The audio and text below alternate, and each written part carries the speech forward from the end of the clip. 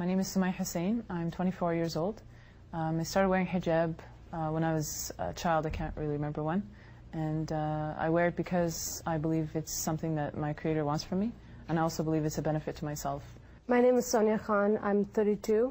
I'm originally from Pakistan, and I don't wear a hijab or niqab. Hello, my name is Sheikha El-Kathiri. I'm 20 years old. I've been wearing the niqab for 1 year, and I do it to please my Creator and as part of completing my faith. Let me ask you straight up, what most people I think would want to know is, why do you feel it's necessary to hide your face? By covering my face, I'm honoring myself, and I'm presenting myself to the world as the sum of my character, as the sum of my personality, my contribution towards society. And it's just a little bit that I'm doing to enable me to go through this path of spiritual discovery. And it's something that I really feel glad and happy, and I feel so wonderful for having done it. And it's just a spiritual choice. Why do you feel wonderful for having done it? It just exemplifies the fact that I'm an honored Muslim woman. I am an honorable woman who has her own opinions. She has her own voice. I have my own personality. I have my character. I have everything that's wonderful about me, the way I contribute to society. And my beauty is a wonderful part of me as well. But I don't feel that I have to display it all for the world. Is that the function of your hijab when you wear it? It's basically a message that says that I would like you to judge me based on who I am and what I do, and it's not based on, you know, the way I look. And I mean, people might not like that, but it is a fact that men and women are perceived differently. If I wasn't wearing the veil, for example, to me, a man coming up to me and just chatting me up might be normal, but to me, I might not like that. I'm interested in the concept of it's to make men behave better toward you. Is that what I'm hearing? My covering does not exempt a man from his responsibility as a man to behave himself, as you say, to conduct himself in a morally befitting manner. Just because I cover myself doesn't mean I'm doing it to make his job easier.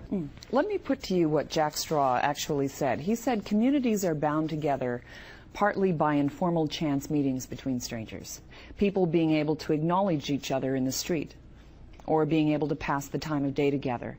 That's made more difficult if people are wearing a veil. That's just a fact of life. I don't agree with that at all. I don't feel that just because I cover my face, why is that a barrier for you to treat me as a human being, to relate to me as a human being, as somebody with opinions, with personality, with things that they can bring to the table. You know, Muslim women who choose to dress this way do that because they feel, you know, cover this way, first of all, because they believe that God wants that of them, and they believe that God knows better for them than they know. Does it state in the Quran you're supposed to wear a hijab? I don't think it does. It says directly you have to wear a hijab. I don't think there is a clear statement or understanding by a lot of, I think, philosophers of Islamic scholars saying this is exactly what you need to wear. There is no clear understanding on that matter. I think there is a clear understanding. If you read, there's a very clear understanding. There's a literally fair. You'll read all scholars saying the same thing. I disagree. No, I didn't say that. A lot of scholars will say. But there is a majority and a minority. But the face can be open. There's nothing wrong with that. The face is not necessary. Do you believe that? Yeah, I wasn't wearing it before, and now I am. There are people who do believe that the face is obligatory, but I think that it's their choice in the end. Sonia, what do you think the message is when you see a veiled woman? We need to question, okay, I'm living in Canada, I'm wearing a hijab, I'm covering up my face.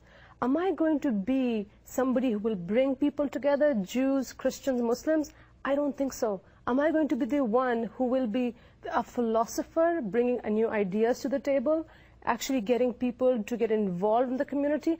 I think you'll create more barriers. It's not you, it's them. It's as in the people around you. Their stereotypes, their perceived notions.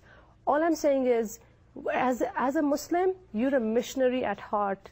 You're supposed to actually attract people towards you, not repel them. Well, let me bring this to you, and this is the English translation of the Quran. Tell the faithful women to lower their gaze and guard their private parts and not display their beauty except what is apparent of it, and to extend their scarf to cover their bosom.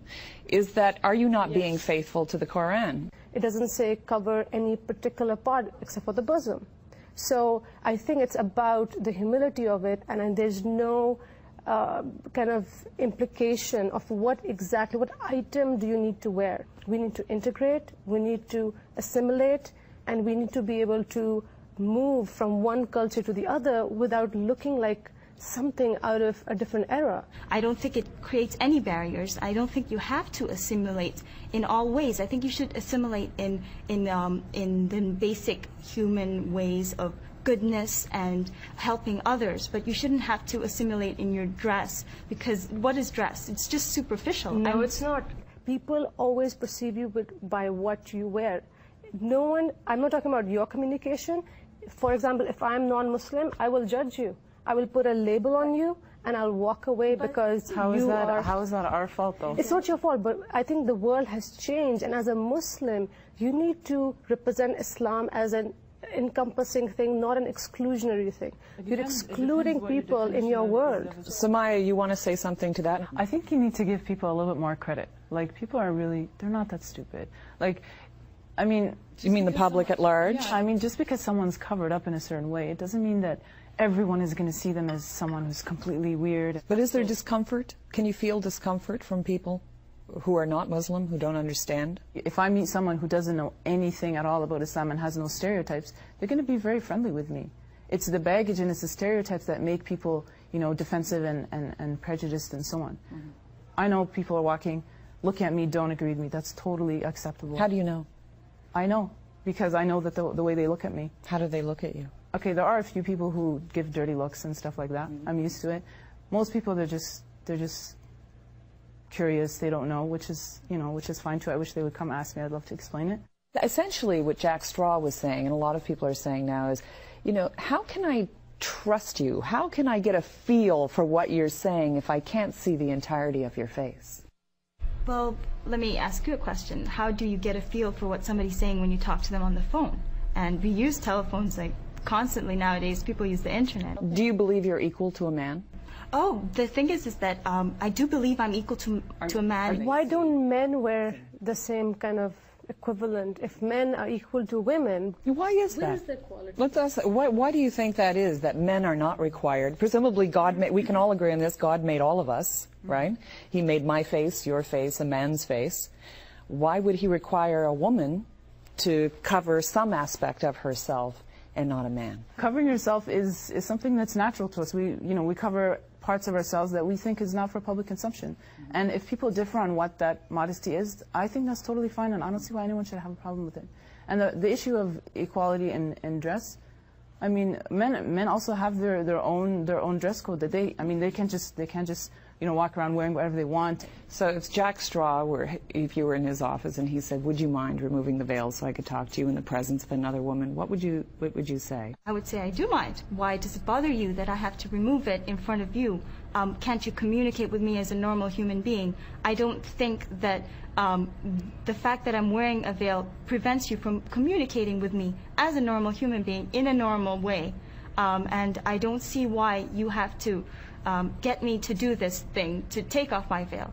Perhaps for you it's something that you feel strongly about, or you want me to do it for your own comfort, your own benefit. But I don't think it really is bothering you. I don't think it is. And no. It definitely doesn't bother me. Sonia, your last word. What do you think about the issue of veils and when someone is fully veiled? I think it's time to question things in life. It's time to think of ourselves not as me, but as a community based on our responsibility as Muslims in a Western world. I think we need to be more responsible to actually improve the image of Islam and be more integrative. Samaya, what do you think? Frankly, I think it's ridiculous to say that people have a bad image of Islam because of the way people look, because someone has a long beard or someone's covering her head, or even her face. And that stereotypical connection may come up in what you're wearing, exactly, in the visible symbol. But the fact that there's a stereotype doesn't mean that I have to give up what I believe. If I believe something is right, I'm going to do it. I think people need to accept the fact that people differ. Their opinions are different. They're going to believe different things. They're going to think that, something is better for me, or, and another person will disagree. I mean, honestly, I don't see what the big deal is. My priorities in life are different than somebody else because my priority is spiritual first and foremost. And also, when I cover, I'm perfectly fine with myself. Like I'm not ashamed of myself. I have very high self-esteem, and I'm fine with the way I look. I'm fine with my body, and I just think that if I'm fine with it, then everybody else shouldn't feel badly towards me. I understand your concern, and I'm very, I thank you for your concern if anybody is concerned, but I'm fine. I want to thank you all very much for coming in and talking, and I'm sure you're anxious to break the fast today and go eat. Thank you. Okay.